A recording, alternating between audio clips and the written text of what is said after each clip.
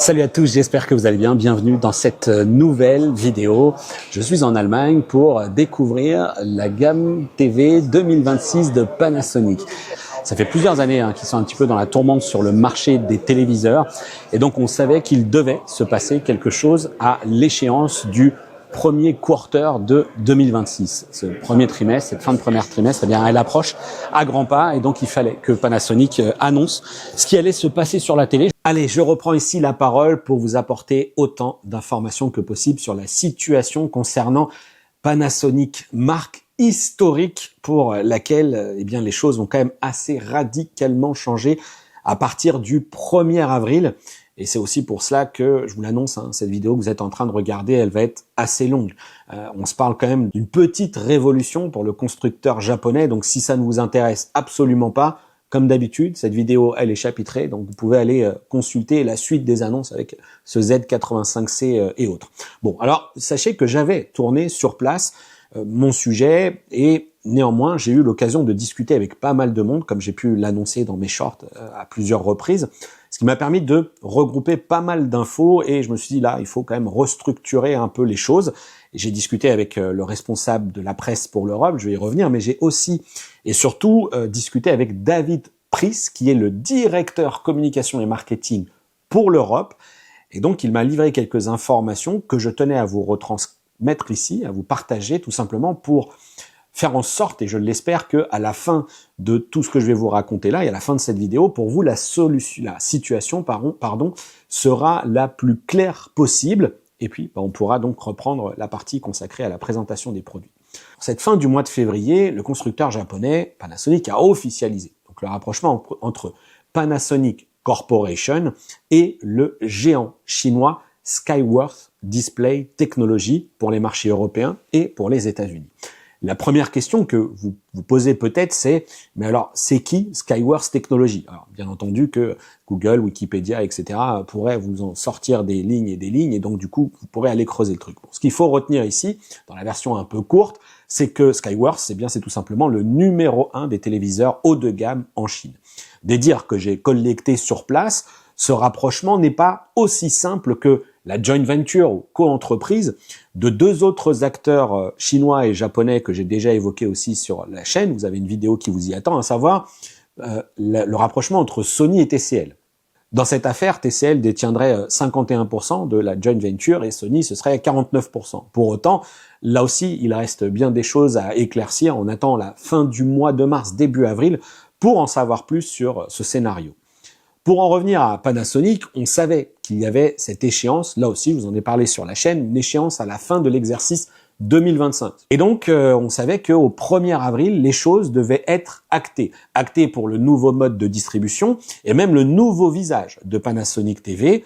Et vous le savez comme moi, je vous l'ai suffisamment dit, mais Panasonic on laissait en grande difficulté sur le marché de la TV et est arrivée l'heure du sauvetage. Mais alors, c'est clairement un sauvetage de ce que l'on va voir dans cette vidéo qui prend des allures de méga reboot. C'est pas juste on poursuit, on voit qu'il y a quand même des choses qui changent en profondeur et qui ont mis en pause pas mal de choses, je pense, et pas ça depuis 2 ou 3 mois, depuis bien plus longtemps que cela. Et c'est ce qui explique également qu'on ne soit pas sur un renouvellement de gamme sensationnel, comme peut-être que certains d'entre vous pouvaient l'attendre, Et là aussi, vous allez le découvrir avec moi dans la suite de la vidéo. Pour Panasonic, vous le savez, quelle que soit la situation actuelle, la partie TV a toujours représenté une activité qui m'a été décrite sur place comme étant fondamentalement importante. Ça, c'est les mots de David Price. Alors, évidemment, qu'il ne va pas me dire le contraire, mais il n'est pas pour autant possible pour eux de dire que c'est une activité qui était rentable au cours de ces dernières années, et cela dans diverses régions. Il était devenu très difficile pour eux de maintenir une croissance, et il leur fallait tout simplement trouver des solutions pour revenir sur le marché, sur une compétitivité, une capacité d'approvisionnement, bref, tout ce qu'il fallait pour redevenir un acteur global sur ce marché. Donc mes échanges avec David Price, et d'ailleurs merci aux équipes de Panasonic France qui ont accepté de m'organiser l'interview en amont, j'apprécie vraiment, eh bien j'ai pu en savoir plus cette fois-ci sur la répartition des rôles de chacun. Comme je l'ai dit, on a d'un côté Skyworth et on a de l'autre Panasonic Corporation.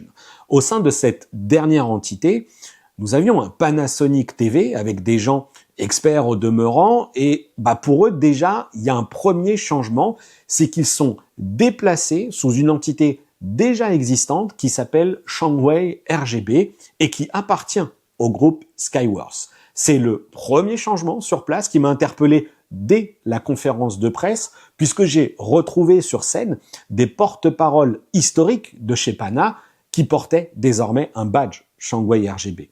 Alors, les choses se mettent gentiment en place, mais si je devais même être totalement transparent avec vous, en France, nos interlocuteurs actuels qui s'occupent aussi des autres divisions de Panasonic, comme les produits, alors je vais appeler ça les produits de beauté, mais on peut penser aux rasoirs, etc., produits consacrés à la cuisine ou encore les produits photos, eh bien eux, ils restent sous ces divisions qui continuent d'appartenir à Panasonic Corporation et donc ces effectifs-là ne bougent pas. Donc au moment où j'enregistre cette vidéo, je ne sais absolument pas qui seront mes interlocuteurs pour la partie relations presse en Europe et donc en France, à qui je devrais m'adresser pour avoir des réponses sur les produits, avoir des pré-produits, etc. Mais il y avait aussi sur place, cet interlocuteur qui, lui, a découvert aussi d'une certaine manière qu'il allait s'occuper de la communication Europe et donc des RP Europe. Il m'a été dit qu'à partir du 1er avril, on m'a promis que les choses allaient donc se mettre en place, qu'une structure allait être créée et qu'on serait rapidement informé de la suite. Alors ça, c'était pour le côté humain de l'affaire. Et encore, vous l'imaginez, dans les très grandes lignes, dans ce qu'on a accepté de me dire sur place. Mais il y a aussi le rapprochement fonctionnel de ces deux entreprises. Qui fait quoi? Bon, là encore, c'est à l'occasion de cet entretien avec David Price que j'ai pu me rendre compte en creusant et en posant même plusieurs fois la question, que justement, ce fonctionnement n'est pas si simple. Si je devais me contenter de vous le présenter dans les grandes lignes, comme ce que vous avez peut-être déjà vu ou déjà lu, on pourrait dire que Skyworth Display Technology a pour mission de s'occuper de l'approvisionnement et du sourcing des composants nécessaires à la fabrication des téléviseurs. Ça, c'est ce qui d'ailleurs m'a été confirmé par David lors de l'interview. Mais il m'a également dit que Panasonic est sollicité de son côté sur la partie design et R&D des produits. Et donc, même si les TV portent encore le badge Panasonic, les équipes, vous l'avez compris, ont basculé sous l'entité chinoise Shuanghui RGB. Ça, c'est la vision un peu simple.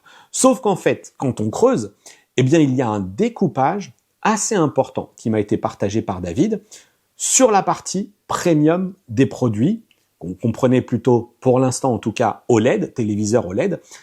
Panasonic aura clairement voix au chapitre avec des recommandations fortes à suivre sur ces éléments design et R&D. Sous-entendu, qualité de l'image, équipement audio, soins portés à l'audio, justement, la conception, bref, ce qui fait aujourd'hui le succès des téléviseurs haut de gamme de chez Panasonic, a fortiori les produits OLED, parce que les produits LCD mini LED en l'occurrence, c'est vrai qu'ils n'étaient pas aussi léchés que les produits OLED. Mais c'est toutefois sans plus de précision, car j'ai sollicité des intervenants sur place au sujet justement de cette partie processing qu'on connaît, donc qualité de l'image chez Panasonic, avec ce HCX AI processor, qu'on sait assez redoutable, même si derrière se cache une fameuse puce Mediatek, ou encore les équipements justement audio qui étaient intégrés dans les téléviseurs. On sait que ce succès d'un Z95B, cette immersion audio qu'il nous procure avec la barre de son en façade, système sur les côtés, caisson de basse, cheminée, la jolie intégration avec un tissu acoustique, etc. cette année, et la performance même de ces dalles OLED avec ce système qui est là pour dissiper la chaleur, ce système de conduit central, bref, tout ça, je vous en ai parlé dans la vidéo du Z95B. Tout ça, on ne sait pas si ce sera accessible à nouveau, si Pana pourra continuer à faire ça, et surtout, pour en revenir cette fois-ci à la partie audio technique, ce que j'avais commencé à aborder, on ne sait pas si un accord de licence sera trouvé entre Technics, qui reste chez une marque de Panasonic Corporation côté entertainment, avec les autres produits comme les écouteurs, ou si finalement, d'ici 2027, les évolutions qu'il devrait y avoir, y compris sur les produits premium, pourraient exclure cette intégration du système audio Technics. Ça, pour l'instant, on ne sait pas. Ensuite, David m'a expliqué que plus on va descendre en gamme et plus la sollicitation côté Skyworth et donc Shuangwei RGB, même si encore une fois ce seront des salariés pour partie des équipes de Pana, eh bien si ce rapprochement, enfin si cette sollicitation cette fois-ci des technologies qui y sont existantes aujourd'hui sur les TV sera aussi forte. Donc il m'a dit, grosso modo, plus on descend en gamme et moins les équipes de Panasonic seront sollicitées. Et donc, dès les téléviseurs dits milieu de gamme, eh bien, David m'a évoqué une présence qu'il décrit comme étant plutôt une présence en halo. C'est que j'interprète un peu comme un rôle non plus central, mais plutôt périphérique. Ils pourront sans doute s'exprimer, conseiller, mais ils ne seront peut-être pas autant décisionnaires. Et vous allez le voir donc dans les images qui vont suivre, et peut-être que vous l'avez déjà vu dans mes différents shorts que j'ai postés, j'ai déjà tapé sur le design des futurs, enfin des téléviseurs mini LED de 2026, design qui n'est pas foufou, en tout cas selon mes critères, qui intègre en plus un caisson de basse à l'arrière avec un système basse réflexe pas franchement très joli, et puis alors le système audio, et que dire de 3 prises HDMI intégrées sur des TV en 2026. 3. Alors ok, on en a 2 qui seraient en mode HDMI 2.1, il y aura quand même des modèles qui iront jusqu'à du 120 et du 144 Hz, mais voilà, on sent déjà que dès le téléviseur LCD mini LED, il y a une petite bride. Alors vous allez voir que quand même il y a d'autres choses, comme une dalle mat par exemple, qui pourrait créer la surprise ou créer de l'engouement. Alors il y a des produits également d'entrée de gamme, avec ces produits QLED. Bon, voilà, David m'a carrément dit que ce serait le partenaire, et donc Skyworth qui sera aux commandes. Les modèles QLED que vous allez voir, et pour lesquels d'ailleurs on a assez peu d'informations, porteront le logo Panasonic, mais l'expertise japonaise risque de ne pas franchement être bien palpable. Alors, on sait que les acteurs chinois progressent. On sait que sur ce marché, il suffit de voir des marques comme TCL ou Hisense, ça fait partie des marques qui en font la preuve, ça progresse. Pour autant, il y a des contre-exemples. On sait qu'il y a des acteurs qui visent surtout le volume et des prix cassés. Bon, bah là, ça risque d'être un petit peu problématique. Et puis surtout, ça risque d'être problématique, quelle que soit l'issue, pour celui qui, enfin, quel que soit le choix. C'est-à-dire que même si on a de très bons TV et que derrière Panasonic finalement n'a pas sa voix au chapitre, bon, bah, on a concrètement des gens, vous, moi, qui vont se retrouver floués. Ils vont aller en magasin pensant acheter un produit avec un logo Panasonic et tout ce que ça peut représenter en matière de fluidité, en matière de fidélité, pardon, de fiabilité plutôt devrais-je dire du produit, en matière de traitement d'image, etc. Et in fine, derrière, bah, ça sera juste une petite plaque Pana, et puis tout le reste, bah, ce sera du Skyworth et le travail des équipes de Shuangwei. Mais là aussi, il y a des choses qui restent à préciser. Maintenant, vous devez commencer à vous poser également des questions sur ce que j'ai abordé en intro, à savoir la distribution. Bon, bah là-dessus, David m'a répondu qu'il était encore trop tôt pour partager un calendrier, mais ils font le maximum de choses pour que, et là je cite, la transition soit la plus transparente possible pour les consommateurs. Malheureusement, ajoutant bien entendu pour lui, parce qu'il faut bien reconnaître les faits, c'est qu'il a été clairement très frustré par ce qui s'est passé, par ce qu'il s'est passé au cours des derniers mois, à savoir que, eh bien, un produit comme le Z95B est arrivé fin de stock et que je peux le voir, moi, y compris dans les commentaires des shorts que j'ai pu publier, les gens me disent mais quand est-ce que ces produits reviennent, quand est-ce qu'on a du 77 et est-ce qu'on va avoir des produits de plus grande taille, etc. Alors sur la partie OLED, il faudra attendre. Sur la partie mini LED, je vous le dis, c'est d'ores et déjà annoncé, oui, on aura des plus grandes tailles et ça fait notamment partie des atouts et des avantages qu'ils mettent dans la balance liés à ce rapprochement avec Skyworth. Alors, comme me dit David, est-ce que pour autant le marché nous a attendus et est-ce qu'ils vont y arriver? Eh ben, ils en sont pas sûrs. Il me dit la mission ne va pas être simple et rien n'est garanti. Mais je reprends à nouveau ces mots-là. L'appétit est là. Les équipes sont très compétentes, aussi je ne dirais pas le contraire, et ce partenariat avec Skyworth, pour eux, constitue l'opportunité idéale pour y arriver. Ce qui me laisse un petit peu plus dubitatif de mon côté, ben c'est là encore quand j'ai poussé un petit peu plus la discussion et que je lui ai dit ok, mais là on a des produits, est-ce que vous allez résoudre ces problèmes d'approvisionnement? On a quand même un événement sportif qui historiquement en tout cas drivait pas mal d'achats, enfin sollicitait pas mal d'achats auprès des consos, c'est peut-être un peu moins le cas aujourd'hui. On a cette fameuse Coupe du Monde de 2026. Et ben là encore David m'a clairement dit que il ne peut rien garantir là-dessus, c'est trop tôt. Donc vous comprenez que même si j'essaye de vous retransmettre ce message que eux me traduisent comme étant plutôt quelque chose de positif, ça coince parce que si je les sollicite sur un produit qui est quand même disponible depuis l'année dernière, qui est un très bon téléviseur pour lequel il y a de la demande assurément et qu'ils sont pas en mesure de me dire que ce sera la production, enfin que les choses seront relancées à horizon du mois de juin 2026, voilà, c'est un petit peu dur, je trouve, à entendre, en tout cas à accueillir comme message. Et vous me connaissez, quand j'ai un speaker autour de moi, même si lui il est rompu à l'exercice de la communication et du media training, eh bien j'ai quand même essayé d'aller un petit peu plus loin sur des choses auxquelles il n'a pas du tout répondu et sur des choses comme ok, là on est sur un reboot Pana, comme je l'ai dit, et on a des choses qui se dessinent plus ou moins un peu difficilement avant l'été. Qu'est-ce qu'il en sera après l'été, au moment de la rentrée? Période au cours de laquelle on a cet événement qui s'appelle l'IFA à Berlin. Vous savez que c'est quand même une période où historiquement déjà c'est un salon consacré à l'audio-vidéo, après ça a pas mal bougé, mais l'IFA serait pour moi une période idéale pour Panasonic qui pourrait annoncer le remplaçant justement de ce Z95B qui, je vous le rappelle, est certes un très bon TV, mais intègre une dalle tandem OLED RGB de première génération. Donc si j'avais un Z95C à l'IFA avec une dalle tandem OLED RGB Gen 2, eh ben ce serait génial. On aurait au moins un indicateur très intéressant du fait que ok, Pana a remis la machine en route et c'est parti.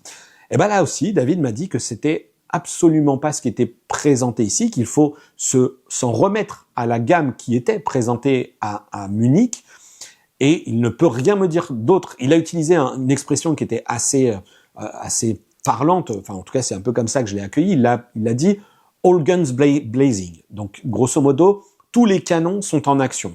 Comprenez que, en gros, la puissance est déployée, mais il faut maintenant donner du temps pour percevoir les bénéfices de tout cela, et il n'est pas capable de me confirmer quoi que ce soit, d'apporter plus de précision au calendrier. Là, ça c'était l'IFA de Berlin, c'était un peu ma vision optimiste de la chose, parce que je me dis, il y a des acteurs chinois qui sont capables d'aller très très très vite. Pour autant, est-ce que est-ce que Panasonic, Shanghai et Skyworks vont réussir à entamer toutes les démarches pour appeler LG Display et leur dire, nous, il faut que au mois de septembre, on ait un tandem OLED RGB Gen 2 dans un Z95C capable d'avoir une production massive, etc. Voilà, là encore, tout ça, il continue, comme il me l'a dit, de prendre des décisions région par région, et il faut laisser le temps faire maintenant, et tout n'est pas validé partout. Clairement, il m'a dit que pour reconquérir une position forte en Europe, il va falloir y aller, parce que c'est une compétitivité, enfin la compétition est intense, et qu'il fallait donc trouver un partenaire pour obtenir un deal un peu win-win, d'où ce rapprochement avec Skyworks. En tout cas, pour conclure cette prise de parole un peu longue, ok, j'espère que ça vous aura intéressé et que ça vous aura plu quand même. Il faut voir aussi des messages un petit peu subtils, notamment sur la conférence de presse avec ces images que vous avez auxquelles vous avez peut-être fait attention. On avait sur scène le président, on a eu des CEO également de Panasonic, de Skyworks, qui quand même traduisaient l'importance de la situation. On était sur une conférence européenne et on avait les big boss Japon. Clairement, c'était pas une conf comme les autres. Alors je vous propose du coup maintenant de repasser sur ce qui était exposé sur place avec le mois de Munich, et puis on se retrouve à la fin pour conclure, parce que là encore j'avais fait une conclusion, mais j'ai déjà apporté bon nombre de précisions ici. Et je suis ici installé à côté, tout simplement de l'un des modèles qui est présenté, l'un des modèles OLED. Il s'agit en l'occurrence du Z85C, qui en plus peut toujours pivoter comme ça. Il pivote, je dirais bien, sur une trentaine de degrés. Alors je dis toujours, alors qu'en fait c'est la nouveauté, avec cette lettre C pour l'extension. La gamme de 2025, elle continue avec du Z90 et du Z95B. Conclusion également qu'on peut tirer sur ce point spécifique. On est là sur un produit en White OLED plutôt classique, Et sur le Z95B, eh bien, ça restera le seul modèle en tandem OLED RGB et on va pas être sur la nouvelle génération de téléviseurs tandem OLED RGB. Comprenez donc qu'on n'a pas, en tout cas pour l'instant en 2026, eh bien, de téléviseurs avec la nouvelle génération de dalles tandem OLED RGB, comme on peut l'avoir chez LG par exemple avec le G6. On sait qu'il y a également un petit boost de luminosité, mais finalement, est-ce que ce Z95B, il n'était pas déjà suffisant? C'est à vous de juger, c'est à vous de voir. Est-ce que vous voulez attendre ou pas? Je ne peux absolument pas vous garantir que le truc va évoluer. Alors n'hésitez pas, dites-moi ce que vous pensez de ce design, de ce Z85C. Comme je l'ai dit, il peut toujours pivoter. Regardez, ça pivote avec une amplitude très intéressante. Ça va être plutôt pas mal ça pour lutter notamment contre les reflets. Avec le caisson de basse ici, au centre du produit. Il y a des petites choses qui m'interpellent un peu, la connectique, la cachée, parce que doit y avoir un cache là, ici. Alors, je vais pas tirer dessus parce que je veux pas faire le gars qui démonte les télés en plein showroom, mais bon. En revanche, là où il y a de l'évolution, c'est sur les téléviseurs LCD mini LED. Et les voilà, cette gamme de téléviseurs LCD mini LED. Alors en fait, ils ne sont pas tous là, il y en a que 4. Tous les modèles ne sont pas arrivés. On nous a dit, bah oui, c'est la période du nouvel an chinois et donc du coup, il y a eu certains retards. On est sur des téléviseurs qui sont ici en LCD mini LED, tous dits QD mini LED, donc Quantum Dot Mini LED. On est sur un W97C Series. C'est toujours la lettre W et on va être sur une génération, une série C. Ensuite, on a W95C Series, 94, 92, 91 et 90C. Tous, donc, sont en QD mini LED. Deux séries intègrent une soundbar, 97C et 95C. Ça doit être les modèles les plus en haut ici de présentés. Donc, deux modèles seront dotés de la soundbar. Tous seront Dolby Atmos et Dolby Vision également sur ces produits.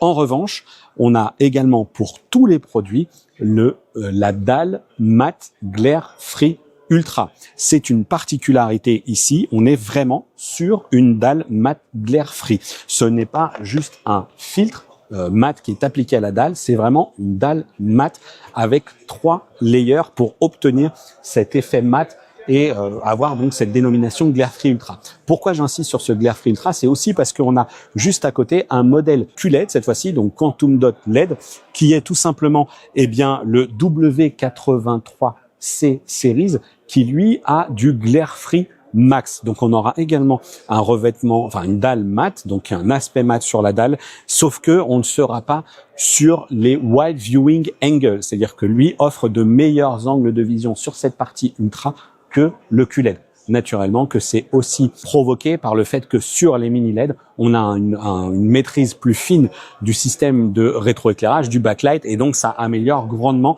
bien naturellement, l'effet, ça réduit les risques de blooming et ça améliore naturellement les angles de vision. Je vous ai mis quelques images également captées. On avait quelques informations de mémoire sur le nombre de local dimming zones, etc. C'est pas encore ultra précis. C'est un petit peu le début des annonces pour nous. Je n'ai même pas encore lu les communiqués de presse qui m'ont été envoyés sur cette gamme. Tout doit aller assez vite. Le temps passe ici sur cette présentation Panasonic et on va passer à la suite avec justement une petite comparaison dans cette zone Glare Free Demo. Une zone de démonstration qui est juste ici, où on compare la technologie LCD avec le filtre Glare Free et sans le filtre. Alors attention, il y a un petit truc, je les ai identifiés, ils sont un peu malins sur le sujet, puisqu'on a là un téléviseur qui n'en est pas doté, et donc on voit bien qu'il y a beaucoup de reflets des éclairages qui sont en haut, beaucoup de reflets des téléviseurs qui sont à côté, et on a donc ici le téléviseur avec le Glare Free qui effectivement lui ne souffre pas des mêmes contraintes, et en plus on a des contrastes qui sont bien maintenus, des noirs qui sont bien profonds. Et c'est là que je les ai interpellés sur le premier sujet, c'est que ici on a un téléviseur LCD, et quand j'ai cherché à savoir ce qu'il en était du côté du rétroéclairage, j'ai dit non mais là ça c'est pas du mini LED. On ne m'a pas confirmé, on m'a dit c'est un téléviseur LCD 4K. En revanche ici oui, on est sur un téléviseur à rétroéclairage mini LED. Donc ça explique naturellement la différence de contraste, la différence de perception au-delà des simples reflets, et toutes ces zones que l'on voit ici qui sont pas ultra bien reproduites dans la partie contraste avec des couleurs un peu fadasses, etc. En fait, c'est au mieux, je pense, du direct LED ou du edge LED. Il y a peut-être même pas de technologie de local dimming là-dedans. C'est, quand je leur ai dit, ils ont esquissé un petit sourire et puis pas plus d'informations. En revanche, ce que je peux vous dire, moi, c'est que cette technologie, ici, il ne s'agit pas juste d'un filtre mat sur la dalle. Ce n'est pas juste un coating, comme peut le faire par exemple Samsung avec sa technologie Glare Free, qui l'applique également aux téléviseurs OLED. Ici, on nous dit que c'est véritablement une dalle mat avec 3 layers qui permettent donc d'atteindre ce niveau d'anti-reflet. Donc quand je leur ai dit OK, donc en fait c'est une véritable dalle mat et c'est pourquoi vous n'avez pas encore cette technologie sur l'OLED, parce que ce n'est pas juste un filtre.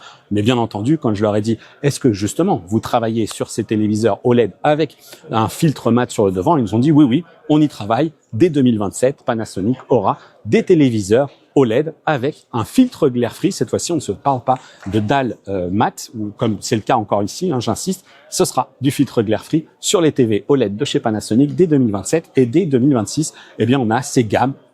Le vrai souhait, le vrai truc qu'ils ont mis ici en avant, c'est que cette technologie ces dalles mat pour l'anti-reflet, ils l'ont mis dès le plus petit modèle de la gamme LCD mini LED. Ce qui, effectivement, si je devais le comparer par exemple à un Samsung qui l'année dernière l'avait sur un QN90F, plutôt sur un produit qui était le mini LED 4K haut de gamme, puisqu'on avait plus de 95, là, chez Pana, ils vont introduire cela et le rendre disponible dès les plus bas modèles.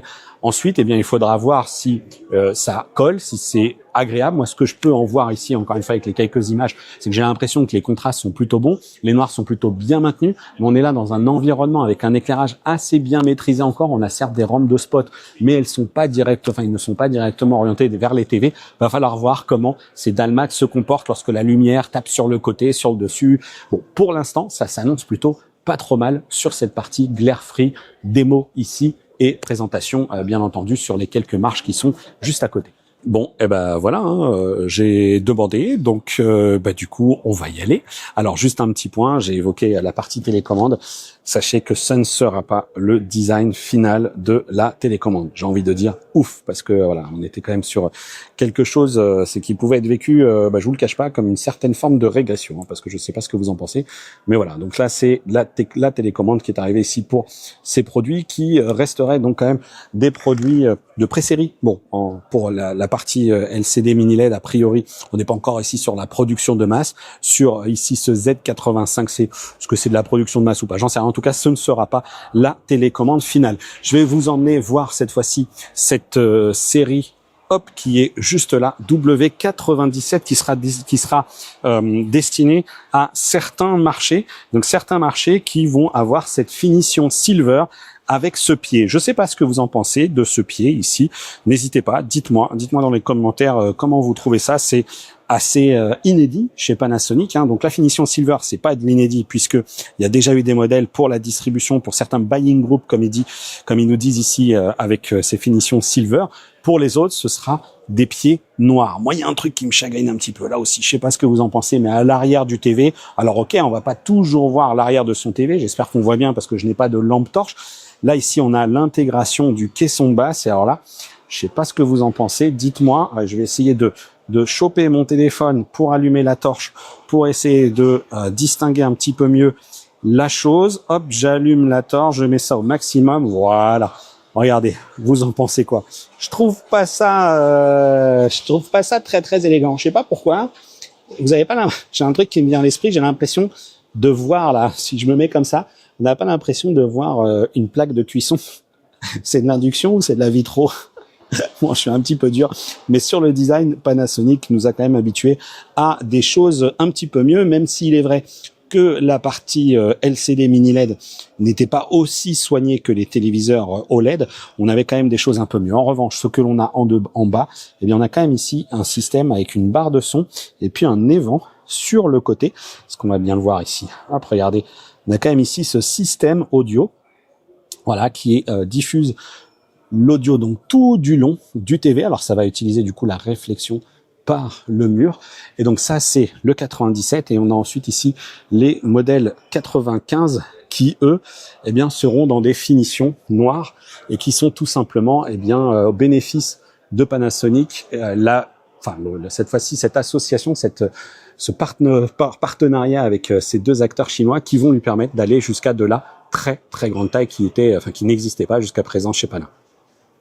Voilà, donc le design, on retrouve la même chose à l'arrière ici. Hop, regardez. Avec pareil, ce caisson de basse, la barre de son qu'on va peut-être un petit peu mieux voir ici. Hop, déverrouille le téléphone. Tac. Ah ouais, hop, hop.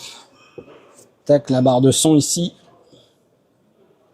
Et la connectivité. Tiens, d'ailleurs, est-ce qu'on a des infos d'Ultra HD, 4K, machin? Non, pas trop, hein. Tiens, c'est marrant, il y a qu'un seul HDMI. Il y a 2 HDMI. Oh là là. Qu'est-ce que c'est que cette histoire, là? Non, il y a 3 HDMI sur ce modèle-ci. On n'est pas bien loti, là. On a 3 HDMI sur ce modèle. C'est un peu... Oui, c'est ça, c'est le 95. Pourtant, il y aurait que 3 HDMI là-dessus. Regardez. C'est pas foufou, cette histoire, hein. C'est pas foufou. On n'a pas un de l'autre côté. Il n'y a pas de DisplayPort quelque part. Il n'y a pas un truc qui m'échappe. Non? Bon. Ah bah écoutez, affaire à suivre, hein. Et me voilà dans la zone prototype de Panasonic. Encore une fois, le constructeur ici dans les échanges que j'ai pu avoir. Je sais pas si je l'ai dit, redit, pas déjà dit. J'ai fait tellement de shorts ici sur place que je vais quand même le rappeler au cas où. Quand je montrerai cette vidéo, ça peut m'aider. Mais en tout cas, du côté de chez Pana, les discussions que j'ai pu avoir, c'est vraiment l'association, le rapprochement avec Skyworth, eh bien, va permettre à Pana de reprendre un petit peu de souffle, de reprendre un petit peu de moyens également, et donc de faire du bénéfice qui vont pouvoir également à plus ou moins long terme, rebasculer ensuite sur des produits consacrés à la série. Mais avant cela, eh bien, ça passe par du prototype. Et du prototype qui est aussi là pour nous dire, regardez, ok, l'histoire, elle est compliquée pour nous, mais on a quand même des idées. Alors, des idées qui sont peut-être tractées par également des petites actions du côté de ce partenariat chinois, des petits souhaits du côté de ces entités-là. Parce que ce qui est juste ici avec cette OLED prototype, je vois pas tout à fait de la patte de Pana. Peut-être sur la partie traitement de l'image lorsqu'on s'en lancera à se parler de cela. Peut-être aussi sur quelques-uns des éléments. Mais pour le gros du design, ça m'amuse un petit peu. Je vais commencer par le système audio 6.1.2 canaux. On sait que l'audio chez Pana avec le Z95B, ceux qui n'ont pas de barre de son ne devraient pas être particulièrement malheureux. Je sais aussi qu'il y a des gens qui veulent des séries Z95 sans barre de son pour pouvoir les utiliser avec leur système hi-fi sans avoir à payer le prix fort de l'intégration de la barre de son. Je vais revenir sur le produit qui nous intéresse là, mais là, le côté un petit peu laqué de la barre de son, le côté un petit peu brillant, gris, avec les 2 haut-parleurs comme ça, intégrés en façade, qui peuvent prendre la poussière. Et puis alors, cet écran LCD ici, qui semble faire tourner un système d'exploitation Linux, je suis pas convaincu que ce soit du Panasonic dans l'âme, pardon. N'hésitez pas à me dire ce que vous en pensez. En revanche, il y a peut-être des choses qui sont intéressantes ici sur le côté, la marque Panasonic qui est flanquée, la grille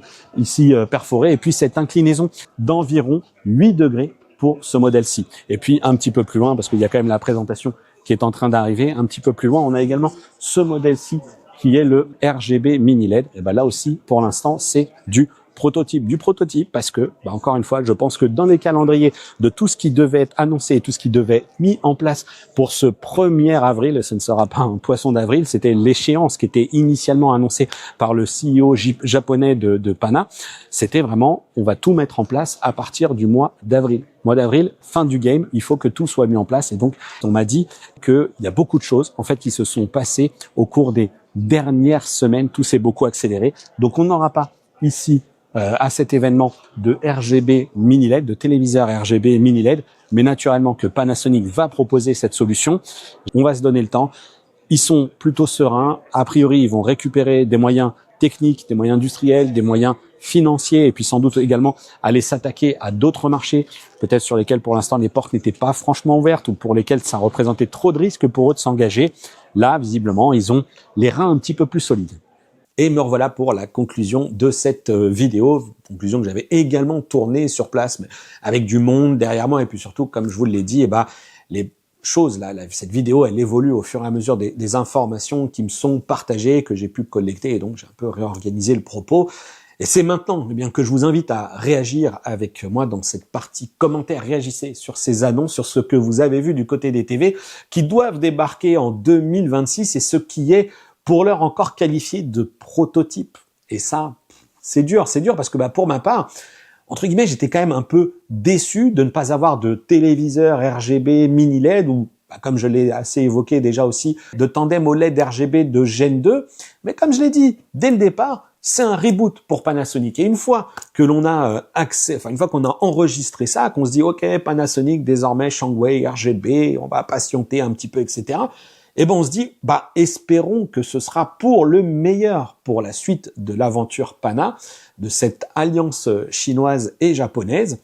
Et encore une fois, si je me fie à ce qui a été partagé sur place, que ce soit de ceux qui nous ont présenté les produits, la personne qui était en charge de la communication, des relations presse pour l'Europe, ou de David Price, le message, il se veut extrêmement positif. Durant l'interview, il m'a même dit, en gros, ce que vous pouvez voir sur place, ce n'est là qu'une partie des ambitions, ou en tout cas une partie de la capacité de production sur laquelle ils allaient désormais pouvoir s'appuyer grâce à Skyworth.